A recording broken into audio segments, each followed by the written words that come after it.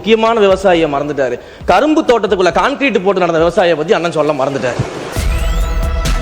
இவங்க சொல்ற கதையெல்லாம் எப்படி இருக்குதுன்னா, சர்க்கரையை எறும்பு தின்னுருச்சு, சாக்க கரையான் தின்னுருச்சுன்னு சொல்றாங்க. அப்படி கரெக்டா விடுறாங்க. அது உண்மையா பொய்யான்னு தெரியல. ஆனா இப்படி டெக்னிக்கல் அப்படி இந்த டெக்னிக்கலா வச்சு நீங்க அடிச்சுட்டு வந்து ரீல்ஸ் விடுறீங்க. அறநிலைத்துறை அமைச்சர் சார், மாண்புமிகு பேரவை தலைவர் அவர்களே, மாண்புமிகு உறுப்பினர் அவர்கள் எவ்வளவு அழகாக ஒரு திரைக்கதையை தயார் பண்ணுவாருன்னு நான் இன்னைக்கு தான் தெரிஞ்சுக்கிட்டேன். அழகான திரைக்கதையெல்லாம் பேசிட்டு இருந்தார். அதுவும் விவசாயிகள் மகிழ்ச்சியாக வாழ்ந்தார்கள் 5 ஆண்டுகள்ல போற போக்கில் ஒரு திரைக்கதை வசனம் ஒன்று சொன்னாரு.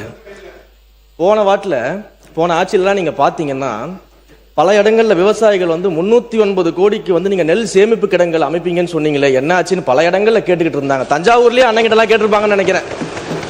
அப்ப அதெல்லாம் என்ன ஆச்சுன்றதை பத்தி சொல்லல. வாகன போக்குவரத்து இருக்கு பாத்தீங்களா, அந்த கொள்முதல் செய்துவிட்டு வாகன போக்குவரத்து செய்யக்கூடிய பல்வேறு முறைகேடுகள் நடந்ததாக விவசாயிகள் எல்லாம் போராட்டம் பண்ணாங்க. அதெல்லாம் அண்ணன் கண்ணுக்கு வரவே இல்லையா என்னன்னு தெரியல.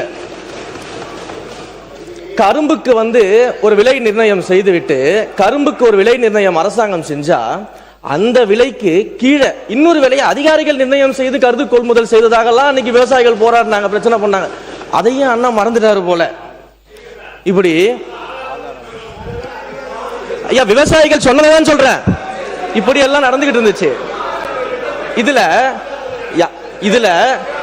இதுல அண்ணா அழகா சொன்னார், யார் யாரெல்லாம் விவசாயிகள்னு சொன்னாரு. அதுல ஒரு முக்கியமான விவசாயி அண்ணன் மறந்துட்டார். எல்லாரும் விவசாயிகள் அண்ணன் ஒவ்வொருத்தரை பத்தியும் சொல்லும் போது ஒரு முக்கியமான விவசாயியை மறந்துட்டாரு. கரும்பு தோட்டத்துக்குள்ள கான்கிரீட் போட்டு நடந்த விவசாயியை பத்தி அண்ணன் சொல்ல மறந்துட்டார். அப்ப இவங்க சொல்ற கதையெல்லாம் எப்படி இருக்குதுன்னா, சர்க்கரையை எறும்பு தின்னுருச்சு, சாக்க கரையான் தின்னுருச்சுன்னு சொல்ற மாதிரி இருக்குது ஒரு கதையெல்லாம். நேற்று நடந்த ஒரு முக்கிய விவாதத்தினுடைய குறிப்புகளெல்லாம் நான் ஆய்வு செய்தேன். அதில் நீக்கப்பட வேண்டிய பகுதிகள், நீங்கள் எது குறித்து நீக்கப்பட வேண்டும் என்று கோரினீர்களோ அதெல்லாம் நீக்கப்பட்டிருக்கிறது என்பதை நான் தெரிவித்துக் கொள்வேன். இன்றும் இப்போது மாண்புமிகு அறநிலையத்துறை அமைச்சர் பேசிய பேச்சுகளில் அவை குறிப்பிலிருந்து நீக்கப்பட வேண்டிய பகுதியில் இருந்தால் மட்டுமே அதை பார்த்து ஆய்வு செய்து நீக்குவேன்.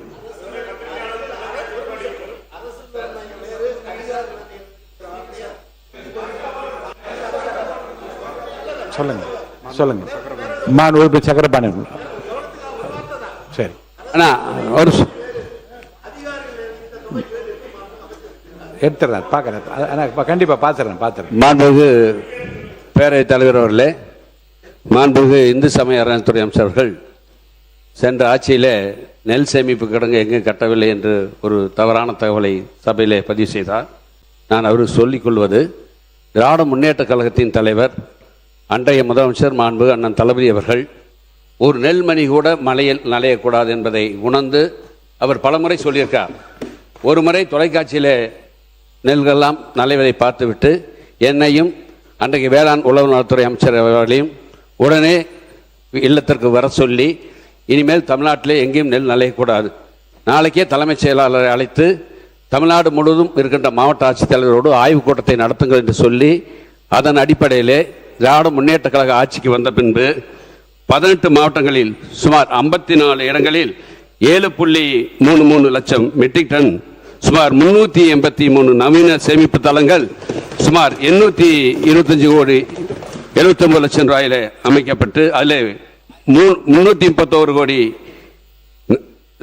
அளவிலே 4.03 லட்சம் மெட்ரிக் டன் கொள்ளளவு கொண்ட 253 சேமிப்பு தளங்கள் அன்றைய முதலமைச்சர் அவர்களால் திறந்து பயன்பாட்டுக்கு கொண்டு வரப்பட்டது. அதோட மீதமுள்ள 3.30 லட்சம் மெட்ரிக் டன் கொள்ளளவு கொண்ட 130 சேமிப்பு தளங்கள், சுமார் 494 கோடியே 71 லட்சம் ரூபாயிலே இப்பொழுது பணிகள் நடைபெற்று வருகிறது. அதை விரைவில் முதலமைச்சர் அவர்கள் திறந்து வைக்க இருக்கிறார்கள். எனவே திராவிட முன்னேற்ற கழக ஆட்சியிலே நெல் சேமிப்பு தளங்கள் நிறைய கட்டப்பட்டிருக்கிறது. குறிப்பாக நீ தஞ்சாவூர் போக, நடுவூர் என்ற இடத்துல 1 லட்சம் மெட்ரிக் டன் கொண்ட பெரிய சேமிப்பு கிடங்கு, 1 லட்சம் மெட்ரிக் டன் நெல்லை சேமித்து வைப்பதற்காக பல இடங்களில் டெல்டா மாவட்டமும் சரி, டெல்டா அல்லாத மாவட்டங்களில் நெல் சேமிப்பு தளங்கள் கட்டப்பட்டு வருகிறது. சென்ற வேளாண் உழவு நலத்துறை மானிய கோரிக்கையில எந்தெந்த இத்தனை கோடி ரூபாய் சுமார் 494 கோடி 394 கோடி ரூபாய் நெல் சேமிப்பு தளங்கள் கட்டப்படும், அதற்காக நிதி ஒதுக்கப்படும் என்று எந்தெந்த மாவட்டங்களில் எந்தெந்த இடங்களில் கட்டப்படும் என்று அறிவிக்கப்பட்டிருக்கிறது. அந்த வேளாண் உழவர் நலத்துடைய மானிய கோரிக்கை சென்ற ஆண்டு அதை பார்க்க வேண்டும் என்று இந்து சமய அறத்துறை அமைச்சருடைய கவனத்துக்கு கொண்டு வருகிறேன். உறுப்பினர் சுருக்கமாக. மாண்புமிகு பேரவைத் தலைவர்களே, இப்போதான் தெரியுது உங்களுடைய எப்படி பிரச்சாரம் எப்படி பண்ணுறீங்கன்னு. இப்போ மாண்புமிகு சாமி அமைச்சர் இந்து சமய அமைச்சர் சாமி அவர்கள் அப்படி கரெக்டாக விடுறாரு. அது உண்மையே பொய்யான்னு தெரியல. ஆனால் இப்படி டெக்னிக்கல் அப்படி இந்த டெக்னிக்கலை வச்சு நீங்கள் அடிச்சுட்டு வந்துருங்க, ரீல்ஸ் விடுறீங்க. ஆனால் நாங்கள் வந்து ரியாலிட்டியா கொண்டிருக்கின்றோம். அமைச்சர் பேரவைத் தலைவர் அவர்களே, அந்த டெக்னிக்கை இப்போ 10 நிமிஷம் மட்டும் தான் அண்ணன் கிட்ட கத்துக்கிட்டேன். மாண்புமிகு உறுப்பினர் 10:29க்கு நம்ம ஆரம்பிச்சோம். நல்ல சுவையான குறுக்கீடுகளும் தேவையற்ற குறுக்கீடு ரெண்டும் இருந்தது. சுருக்கமா நன்றி கூறி சப்ஜெக்டுக்கா இல்லைங்க. ஆக இப்போ வந்து ஏன்னா வந்து இப்போ சேமிப்பு கிடங்குகளை பொறுத்தவரையில் இப்போ வந்து இன்னைக்கு நேற்றையோட பாட்டாளி மக்கள் கட்சி தலைவி அன்புமணி ராமதாஸ் அவர்கள் அறிக்கை விட்டிருக்கார். 10 லட்சம் காவேரி டெல்டா பகுதியிலே நெல் மூட்டைகள் தேங்கி இருக்கிறது, 10 லட்சம் மூட்டைகள் அங்கே இருக்கிறது, வெகு விரைவில் மழை இருக்கிறது, எல்லாம் ஓப்பன் குடோனில் அடுக்கி இருக்கிறது, அங்கே நெல் ஒவ்வொரு பர்ச்சேஸ் சென்டர்லையும் நெல் இருக்கிறது. ஆக கடந்த ஆட்சியில் அங்கே இருக்கும்போது நானும் சக்கரபாணி அவர்களும் அந்த ஸ்பாட்டுக்கு போனோம். எங்களுடைய துணை முதலமைச்சர் இந்த மரியாதைக்குரிய எதிர்கட்சி தலைவர் அவர் ஆய்வு திடீர் நாங்கள் தஞ்சை சென்று இரவு நாங்கள் அங்கே போய் உடனே கேள்விப்பட்ட மழை அடாத மழை வந்தபோது நாங்கள் வேகனில் அனுப்பி வச்சோம். உடனே கூட திடீர்னு மழை வந்த காரணத்தால் அப்பொழுது துணை முதலமைச்சர் அந்த மரியாதைக்குரிய எதிர்கட்சி தலைவர் அவர்கள் தஞ்சை சென்று அங்கே ஆய்வு செய்து உடனுக்குடன் மாற்று ஏற்பாடு செய்து அந்த மூட்டைகளை உடனுக்குடன் நாங்கள் மாற்றி அமைத்து வைத்தோம். அத்தகைய ஒரு ஆக்டிங் கிடையாது, ஆக்ஷனாக நாங்கள் செய்து கொண்டிருக்கின்றோம். ஆக அந்த அளவுக்கு உணர்வுபூர்வமாக நாங்கள் பணியாற்றி கொண்டிருக்கின்றோம்.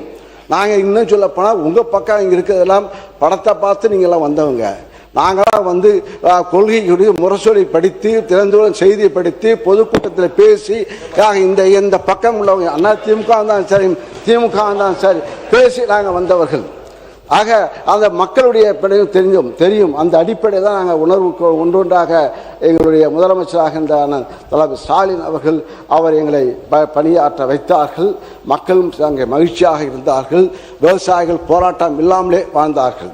ஆக அத்தகைய நாங்கள் பட்ஜெட் போட்டு மக்களுடைய கருத்துக்களை வாங்கி நாங்கள் பட்ஜெட்டாக அறிவித்தோம்.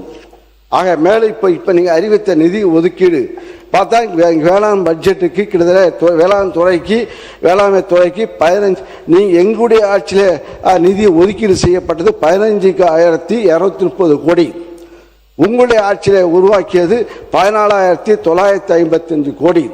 ஆக 275 கோடி இப்போது குறைவாக நிதி ஒதுக்கீடு செய்யப்பட்டிருக்கிறது இந்த துறைக்கு, வேளாண்மை துறைக்கு. விவசாயிகளுக்கு இலவச மின்சார மானியம் திமுக ஆட்சி